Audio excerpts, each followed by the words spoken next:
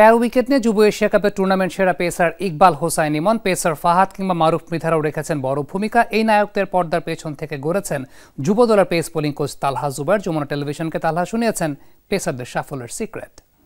তানজিম হাসান সাকিব, মুশফিক হাসান, রিপন মণ্ডল, আশিক জামান 2022 under-19 world কাপে তালহা জুবায়েরের আন্ডারেই তারা খেলেছিলেন এবং পরবর্তীতে বাংলাদেশের যে পেস বোলিং লাইন আপের যে পাইপলাইন তারা সেটা সমৃদ্ধ করেছেন। এবারের আন্ডার-19 এশিয়া কাপেও তার হাত ধরে ইমন পারফর্ম করেছেন, মারুফ মৃধা পারফর্ম করেছেন। আসলে রহস্যটা কি আপনার?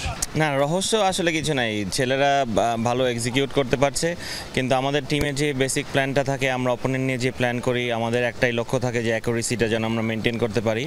এবং আপনি দেখবেন এইবার এশিয়া কাপে আমাদের প্রত্যেকেই অনেক প্রশংসা করেছে যে আমাদের বোলাররা অনেক লাইন লেন্থ মেনটেন করে বোলিং করেছে, অ্যাকুরেসি মেনটেন করেছে। হ্যাঁ, অনেকে হয়তো বা একটু ওয়াইড হয়েছে আমাদের পাকিস্তানের সাথে ম্যাচটাতে, কিন্তু ওইটা আপনি অ্যাকসেপ্টেবল, কারণ আমরা ট্রাই করেছিলাম সুইংয়ের জন্য। সো ওইটা প্ল্যানের মধ্যেই ছিল। সো আমরা আশা করছি যে ছেলেরা আরও ভবিষ্যতে আরও ভালো হবে, বাংলাদেশের ফিউচারের জন্য অনেক ভালো পেস বোলিং অ্যাটাক আমরা পাইপলাইনে রাখতে পারবো।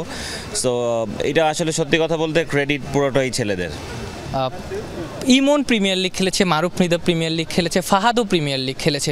এটা কতখানি হেল্প করেছে টপ লেভেলের ক্রিকেট খেলা, লিস্টে খেলা এবং পরবর্তীতে আন্ডার-19 লেভেলে খেলা? হ্যাঁ, দেখেন, সত্যি কথা এটা অবশ্যই ওদের হেল্প করেছে, কারণ আমরা এখন যাদের সঙ্গে খেলছি ওরা আন্ডার-19 লেভেলে আছে, কিন্তু মারুফ, ফাহাদ, ইমন আরও যারা প্রিমিয়ার লিগ খেলছে কিংবা এনসিএল খেলছে, তাদের কিন্তু একটা বেটার প্লেয়ার, বেটার ব্যাটসম্যানের এগেনস্টে বোলিং করার একটু এক্সপিরিয়েন্স হলেও আছে। সো আমি ওদের সাথে এইটাও কথা বলেছি, এই ব্যাপারগুলো নিয়ে মোটিভ করার চেষ্টা করেছি যে তোমরা যাদের সঙ্গে খেলে এসেছো তাদের থেকে এতটা বেটার, এর থেকেও ভালো ব্যাটসম্যানের সামনে তোমরা বোলিং করেছো। সো এক্সপিরিয়েন্সগুলো কাজে লাগানো। মারুফের যেমন প্রিভিয়াস এশিয়া কাপ জেতার একটা এক্সপিরিয়েন্স ছিল, সো সেমিফাইনাল থেকে মারুফ যেভাবে শো করেছে, আর্লি ব্রেক থ্রু আমাদের যেটা দরকার ছিল।